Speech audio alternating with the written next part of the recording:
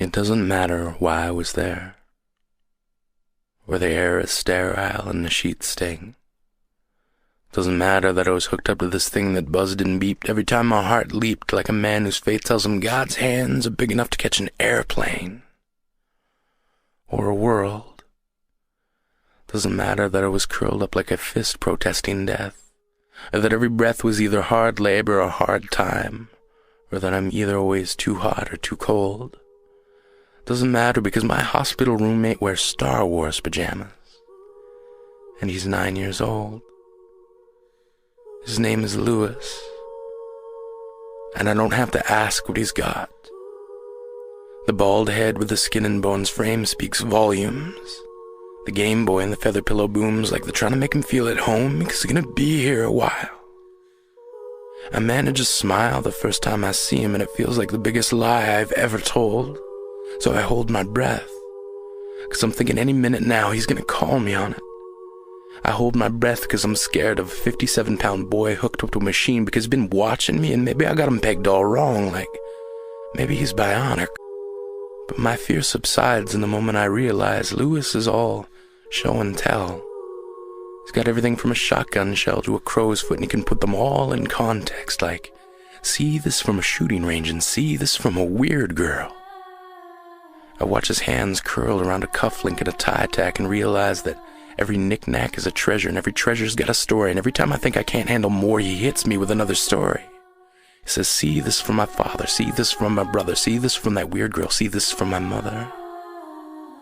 Took me about 2 days to figure out that that weird girl is his sister. Took him about 2 hours today after she left for him to figure out he missed her.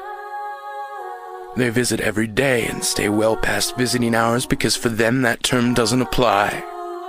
But when they do leave, Lewis and I are left alone. And he says the worst part about being sick is that you get all the free ice cream you ask for. And he says the worst part about that is realizing that there's nothing more they can do for you.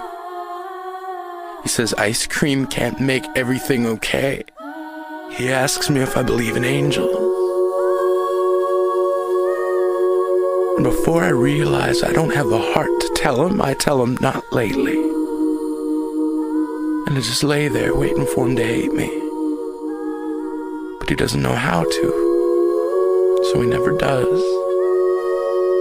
Lewis loves like a man who lived in a time before God gave religion to men and left it to them to figure out what hate was. He never greets me with silence, only smiles. And a patience I've never seen in someone who knows they're dying for 5 days, and all I really know is Lewis loves to pull feathers out of his pillow and watch them float to the ground, almost as if he's the philosopher inside of the scientist ready to say it's gravity that's been getting us down. But the truth is, there's not enough miracles to go around, kid. And there's too many people petitioning God for the winning lotto ticket. And for every answered prayer, there's a cricket with arthritis. And the only reason we can't find answers is because the search party didn't invite us. And Lewis, right now, the crickets have arthritis. So there's no music. No symphony of nature swelling to crescendos as if we've been halos into melodies that can keep rhythm with where our hearts beat. So we must meet silence with the same level of noise that the parents of dying 9-year-old boys make when they take liberties in talking with heaven. We must shout until we shatter in our own vibrations, then let our lives echo and grow distant. But I swear to whatever God I can find in the time I have left, I'm gonna remember you, kid. Gonna tell your story as often as every story you told me, and every time I tell it, I'll say, see? There's bravery in this world. There's 6.5 billion people curled up like fists protesting death. But every breath we breathe has to be given back, so that even if God doesn't, it wasn't because we didn't try. I don't often believe in angels, but on the day I left, Lewis pulled a feather from his pillow and said, this is for you. I half expected him to say, see, this is the first one I grew.